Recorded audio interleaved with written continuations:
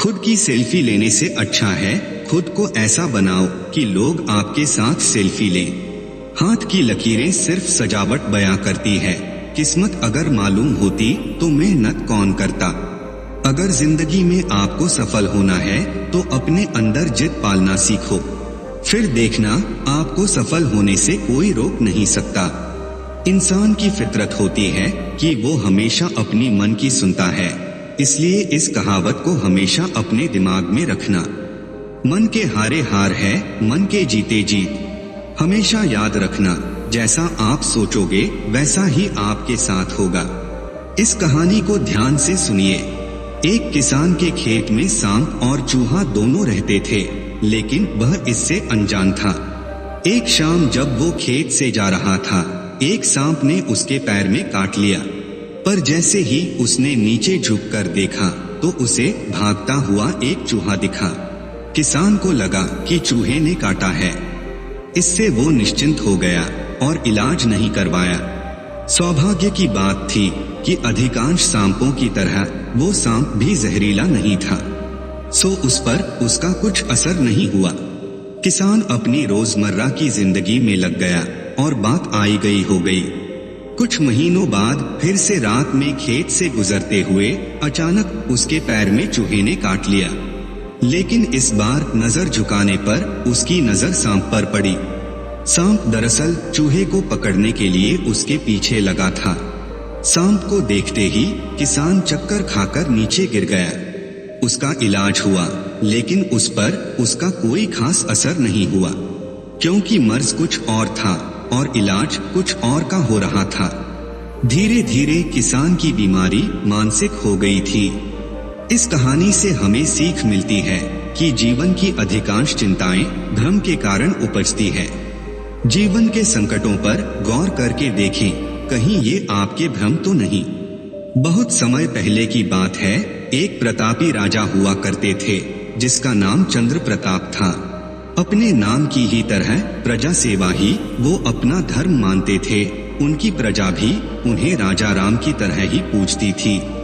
राजा चंद्र प्रताप सभी की निष्काम भाव से सहायता करते थे, फिर चाहे वो उनके राज्य की प्रजा हो या अन्य किसी राज्य की, उनकी ख्याति सर्वत्र थी।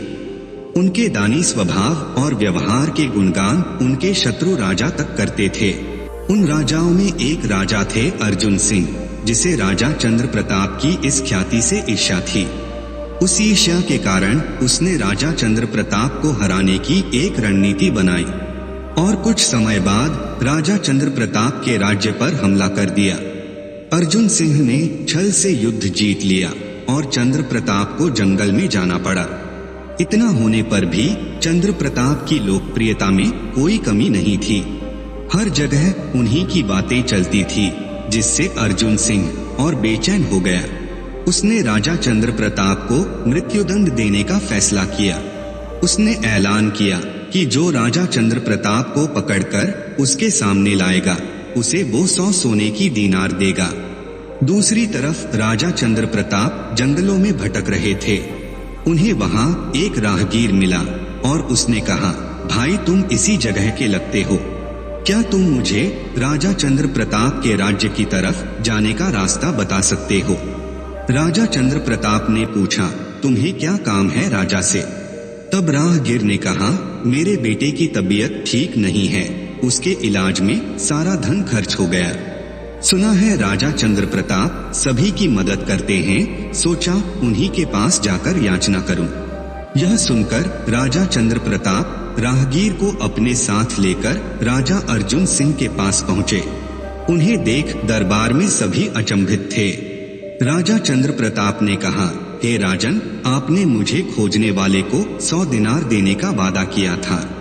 मेरे इस मित्र ने मुझे आपके सामने पेश किया है, वादे के मुताबिक आप इसे वो 100 दिनार दे दें।